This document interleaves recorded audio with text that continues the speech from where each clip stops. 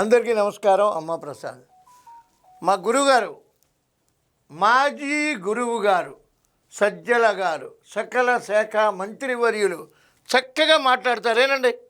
దృష్టిలో అది ఆయనకు ఒక క్యాపిటల్ కట్టాలనే ఉద్దేశం లేదు. ఆ క్యాపిటల్ ఎంత ఎక్కువ ఖర్చుతో కనుక మొదలుపెట్టి ఎంత దీర్ఘకాలం నడిస్తే అంత ఆదాయం ఎక్కువ వస్తుందని దీంతో చూస్తున్నాడు తప్ప ఇప్పుడు ఆయన లెక్కల ప్రకారమే 2 లక్షలు క్యాపిటల్ కడితే ఆదాయం వస్తుందా?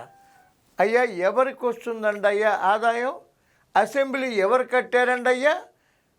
సెక్రటేరియట్ ఎవరు కట్టారండి అయ్యా? హైకోర్టు ఎవరు కట్టారండి అయ్యా? కియా ఎవరు తెచ్చారండి అయ్యా? మెడిటెక్ ఎవరు తెచ్చారండి అయ్యా? పోలవరం నడిపిస్తున్నది ఎవరండి అయ్యా? అమరావతి కడుతున్నది ఎవరండి అయ్యా? పరిశ్రమలు తెస్తున్నది ఎవరండి అయ్యా?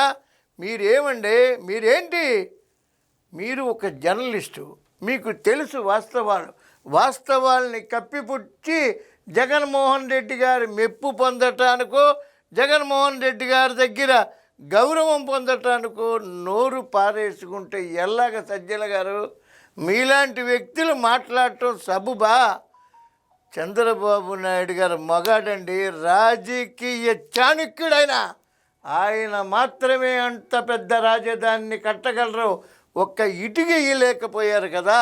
ప్రజావేదిక కూల్చేటప్పుడు ఇది తప్పని జగన్మోహన్ రెడ్డి గారికి చెప్పలేని వ్యక్తి మీ మనస్తత్వానికి ఇది తగునా? ఇది భాష?